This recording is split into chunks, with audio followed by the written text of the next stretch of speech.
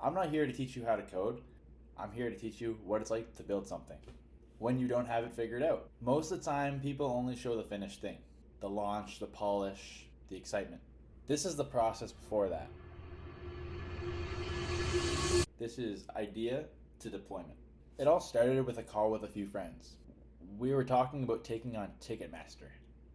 Just one agreement: fans should matter more. Once that was clear, it became a question of what we actually had to build.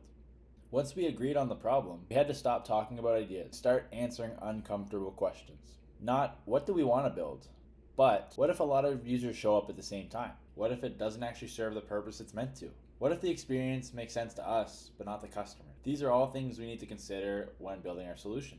But the great thing is, those questions narrowed everything down. We knew performance mattered. With live events, meaning spikes, short windows, a lot of people coming all at once. So we leaned towards a Go backend. Not because it's flashy, but because it's built to handle pressure. Our front end developer loves Angular, so we wanted to support him there. Once the decisions were made, we built a GitHub repository. Then we actually had to start building. The first step was the structure. We split it into two major repositories, one being the platform logic / API code, and one being the front end. We know we didn't have to do this, but we wanted to scale up later, and we thought having separate repositories would help with that. Then came environments. We settled on two different environments. We have staging. Staging is where we can test things, we can break things, we can move fast. And production, there's no experiments, no surprises, hopefully. When that pipeline was clear, we needed a way to ship.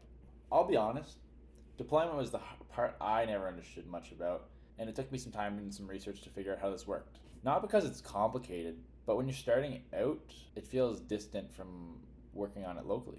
You write code locally, that's great, but it doesn't cut it when you're trying to ship it in the market.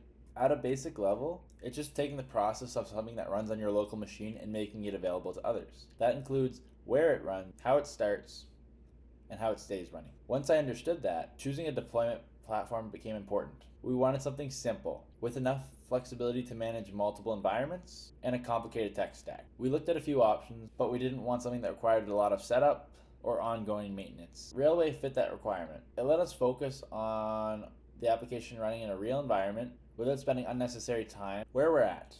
So this is where we're at right now. We have a solid execution. It's developed about 70%. We need to navigate the market need and adjust accordingly. At this stage, the work is not technical anymore.